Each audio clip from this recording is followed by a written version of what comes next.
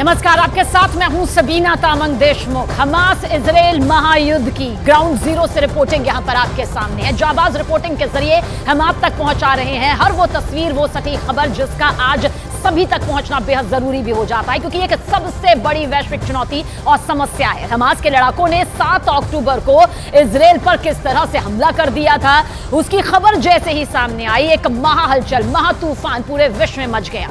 इस हमले में इजराइल में 1400 से ज्यादा लोगों को अपनी जान गंवानी पड़ी। लाश ही लाश का ढेर सभी के सामने था। हमास ने अपने इस अभियान को नाम दिया था ऑपरेशन अल अक्सा फ्लड। इस हमले के बाद से ही सवाल उठ रहे हैं कि इस ऑपरेशन की योजना यानी ये पूरी साजिश आखिर रची तो किसने रची। फिलिस्तीन के आतंकी संगठन हमास का गाजा पर नियंत्रण है, लेकिन इनके कई लीडर के चेहरे ढके हुए हैं।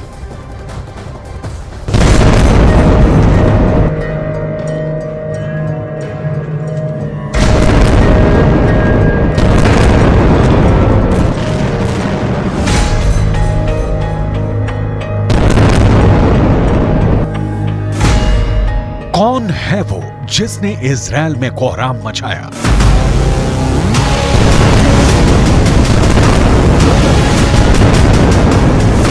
कौन है वो जिसने इजराइल को खून के आंसू रुलाए?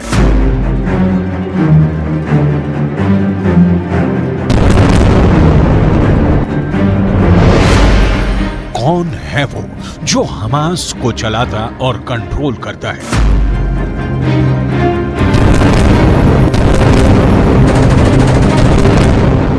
ये वो चेहरा है जो गाजा में नहीं है, लेकिन इजराइल को इसकी तलाश है। ये वो चेहरा है जिसे इजराइल पर हमलों का मास्टरमाइंड कहते हैं, लेकिन गाजा से 1700 किलोमीटर दूर कतर में बैठा हुआ है, जिसने वहां बैठे बैठे इजराइल पर अब तक के सबसे बड़े हमले की पूरी प्लानिंग तैयार की और इजराइल में चारों तरफ कोहराम मच गया।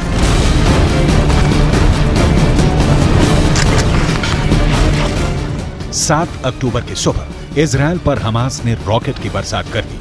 हमास के लड़कों ने इजराइल में कत्लेआम मचा दिया।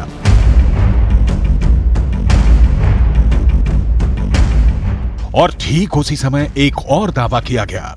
कतर की राजधानी दोहा के एक आलीशान ऑफिस में हमास चीफ इस्माइल हानिया और उनके साथी टीवी चैनल पर सब कुछ देख रहे थे। इस्माइल के चेहरे पर एक सुकून भरी मुस्कान थी। उस खूनी मंजर को देखकर उन्होंने अपने साथियों के साथ सजदा करके अल्लाह का शुक्रिया अदा किया। उधर हमास पर जवाबी कार्रवाई करते हुए इजराइल ने गाजा पर एयर स्ट्राइक कर दिया। एक दिन में पूरे गाजा की सूरत बदल दी। हर तरफ तबाही दिखने लगी और सैकड़ों लोग मारे गए। इजराइल हमास जंग के 2 हफ्ते हो चुके हैं। गाजा पट्टी के लोग बिजली, पानी, राशन और दवाओं के लिए तरस रहे हैं। महज 2 हफ्ते में 4000 से ज्यादा फिलिस्तीनियों की मौत हो चुकी है। लेकिन इस जंग की शुरुआत करने वाला हमास चीफ इस्माइल हानिया कतर में आलीशान तरीके से सुरक्षित बैठा है। इजराइल की खुफिया एजेंसी मोसाद के मुताबिक इस्माइल हानिया 2019 से ही कतर में रह रहा है। कतर में ही हमास का एक राजनीतिक दफ्तर भी है, जिसे कतर की सरकार सुरक्षा उपलब्ध कराती है। और वहीं रहकर हमास चीफ इस्माइल हानिया इजराइल के खिलाफ साजिश रचता है।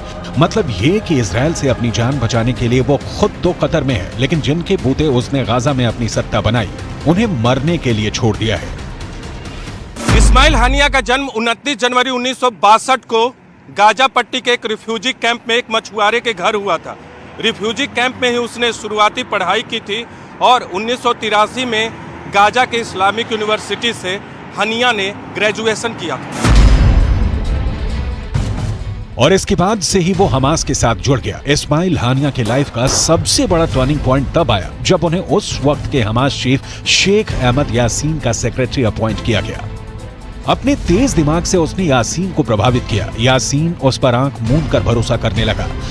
तब के हमास चीफ अहमद यासीन की मौत के बाद 2006 में हमास ने इस्माइल हानिया की लीडरशिप में चुनाव लड़ा और फतेह पार्टी को सत्ता से बेदखल कर दिया। साल भर बाद 2007 में फिलिस्तीनी राष्ट्रपति ने हानिया की सरकार को बर्खास्त कर दिया, लेकिन हानिया ने इसे मानने से इनकार कर दिया और गाजा पट्टी पर अपनी पकड़ बनाए रखी। हानिया गाजा पट्टी पर अपनी सरकार चलाता रहा। 2013 में इस्माइल हानिया को हमास का डिप्टी चीफ बनाया गया और 4 साल बाद 2017 में हमास के फैसले लेने वाली शूरा काउंसिल ने उसे हमास का चीफ बना दिया। तब से हानिया हमास का चीफ है। बताया गया कि जब इस्माइल हानिया के पास गाजा की सत्ता आई तो उसने गाजा पट्टी में हर चीज के आयात टैक्स बढ़ा दिया। मिस्र से आने वाली हर चीज पर उस पर रिश्वत लेने के भी आरोप लगे। इजरायली वेबसाइट ने दावा किया कि हमास ने गाजा पट्टी में सुरंगें बनाई जिसमें 20% हिस्सेदारी है। ब्रिटेन के एक अखबार ने दावा किया कि इस्माइल हानिया के पास 33,000 करोड़ से ज्यादा की संपत्ति है। हानिया के पास गाजा में ही कई बड़े इमारतें और विला हैं। इसके अलावा कतर और कई अरब देशों में उसके होटल हैं। मतलब हमास चीफ इस्माइल हानिया जो इजरायल और हमास जंग का जिम्मेदार है, जिसकी वजह से 2 देशों में कत्लेआम मचा है, वो फिलहाल एक आलीशान जिंदगी जी रहा है और उसके लोग गाजा में हुई तबाही में फंसे हैं।